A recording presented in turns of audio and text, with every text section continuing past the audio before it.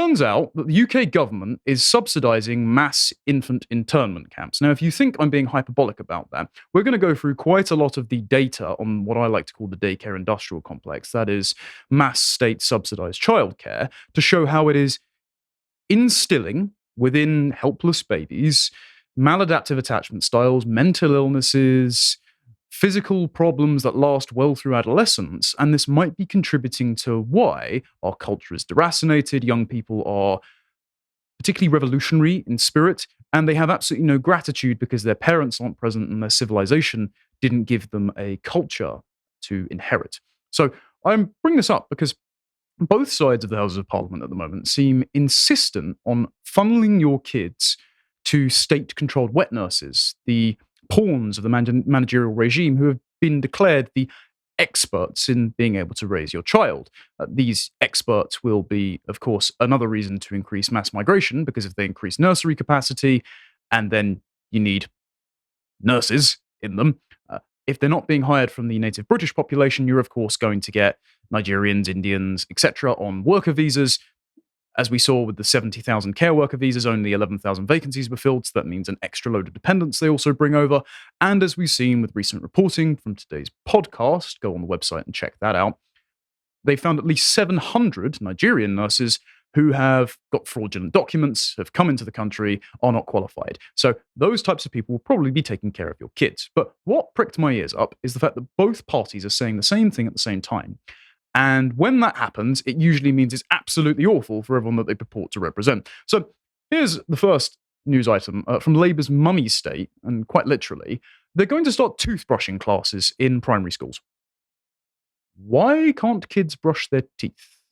This would be presumably something that the present parents would be instructing them, though with the advent of the welfare state, as we've seen not only in Black America, but in white working class England, now fathers are pried from the homes because it's actually more profitable for a woman to have kids with multiple men and not have any of those men stick around and have the state step in and be dad instead.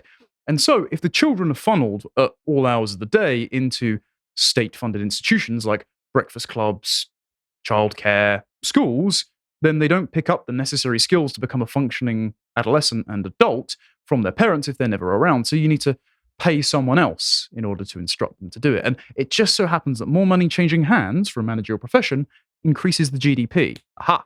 Growth. We're not in a recession. Don't believe your lying eyes and your deteriorating high streets. Anyway, so Starmer's plan to employ teachers to teach kids to brush their teeth is going to cost 111 million quid annually. You know, you could just have the parents stay at home and teach them to do it themselves. But all right, so this is going to be morning dental care, supervised morning dental care for pupils aged 3 to 5. He's got some backlash from the National Association of Head Teachers, and they told Sir Keir it wasn't the role of teachers to supervise dental care. Well, as Jordan Peterson would say, that's where you're wrong, bucko. It turns out as well that lots of kids have been enrolled in nursery. I've got anecdotes from people that I know in the teaching profession, but Miriam Cates talked about this, without even being potty trained. So I assume we're going to need potty training classes soon for children who spend such little time with their parents that they actually don't know how to do basic functions. Now, who's going to do all this? Well, as I said, Labour is going to hire an army. That's what they've said. An army of graduate-led nurses to staff nurseries to fight inequality. So it's not what's best for the child. It's for spreadsheet-based ideological reasons, but that's great. And this is Labour's Shadow Education Secretary, Bridget Phillipson. And she said that we're going to improve education for under fours with this graduate-led nursery army. And on Sunday, the 3rd of March, she spoke to Camilla Tominey on her show on GB News. And she said she also wants to introduce universal free breakfast clubs to primary and secondary schools. So the kid will get up earlier, spend more time in school, have their meals there, brush their teeth there, presumably be potty trained there, have their head filled with all sorts of ideological nonsense from the age of, as we'll soon learn, 9 months through till 25 when they've completed their postdoctorate degree and then bugger off to work in a Starbucks. I can't see how any of this will have any poor social and economic implications whatsoever. All cheery. So Miriam Cates has spoken about this. She got a community noted on this, actually, which is quite interesting. So she did this tweet a while ago. Labour's plan for babies. 6 months of money and daddy, if you're lucky, and then hand it over to the state so mummy and daddy can get back to the critical national endeavour of generating GDP. I wonder why, with takes like this, she's been censored by the Tory party. Now, this was a Times article. And this has since been deleted because this was the Times rolling news bulletin. But she screenshotted it and said, under proposals expected to be in Labour's manifesto, the party is looking to fund new nurseries in primary schools across the country to provide continuity of education for younger children. Remember when the Biden administration's education secretary said that the parent should not be the primary stakeholder in their child's education? This is what they mean. The state will educate your child from cradle, presumably, to grave, now that they control media apparatuses and increasingly social media, as we'll discuss later. The centres would be integrated into existing schools as part of what Labour claims will be a modernised childcare system, love those Blairite phrases, available from the end of parental leave to the end of primary school. So that's from 9 months straight through the age of 11. When they're then shipped off to secondary school, then sixth form because they have to stay in school 16 to 18. Thank you, Conservative government. And then straight to university because Tony Blair and then the Tories set the target of having at least 50% of all people going to universities, therefore making the education industrial complex, its wheels keep spinning. Pay no attention to the fact that it's slowly bankrupting us. She got community noted on this because it said, this is not a manifesto commitment, merely an option under discussion. Well, whenever a policy actually hits the public, it's because this is already a foregone conclusion behind closed doors, and they're just doing some unpaid focus testing to see what the backlash is going to be. Now, the reason I reckon this is going to be the case is because it's not just the Labour Party proposing it, it's already a Tory manifesto pledge. It's already in the budget. So, again, when both parties agree on something, it means it's bad for us, and I'll explain why. So, from the 2023 budget, this has been reiterated in the 2024 budget from last week, where Jeremy Hunt praised this policy for getting 60,000 parents back into work. Not about the child, it's about GDP. Keep that in mind.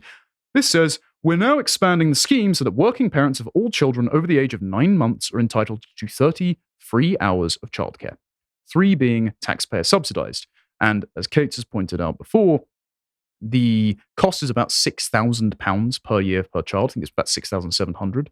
And the extra hours worked by parents will not generate nearly that much tax revenue. So if the numbers aren't adding up, there's another reason behind this. One, it just means more money is changing hands through the childcare centres, through government spending. So it fudges the numbers on graphs. So it makes them look internationally competitive when actually the economy is stagnating because productivity has stagnated since the late 1990s when something happened. And GDP per capita is getting poorer because mass migration depreciates wages and it thins out the amount of wealth per population. So more people, less goods, less wealth, poverty. Fun. So the government has to fudge the numbers. So it just means that they're going to make parenthood an enterprise that now means money must change hands. So you give it off to a managerial class. From September 2025, working parents of children under the age of 5 will be entitled to 33 childcare hours per week. Local authorities and schools will be given more funding for what's known as wraparound care. Way to make it sound like you're swaddling them. So that parents of school-aged children can access childcare in their local area from 8 a.m. to 6 p.m. That's right. Your kid will be in school for at least 10 hours a day. Some form of state-funded education system. Then let's say they're required 8 hours sleep because they're really diligent on that. You don't give them phones and let them scroll through TikTok forever. 18 hours a day, your kid is not going to be awake or present with their parents. So who's forming their worldview? Either it's the lowest common denominator level of behavior from the kid in the class who's the most disruptive, or it's the most resentful, ideologically bastardized teacher or bureaucratic lunch lady who constantly berates them and fills their head with gender nonsense.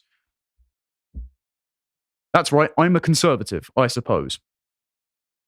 Thank you for watching that clip from Tomlinson Talks. If you liked that and you would like to see more, you can get the full 90-minute show every week on a Wednesday afternoon, live from 3 p.m, only on lotuseaters.com, and all of the other content that my colleagues produce behind the paywall for as little as £5 a month. Thank you very much for supporting us, and I hope to see you there. Until next time, goodbye.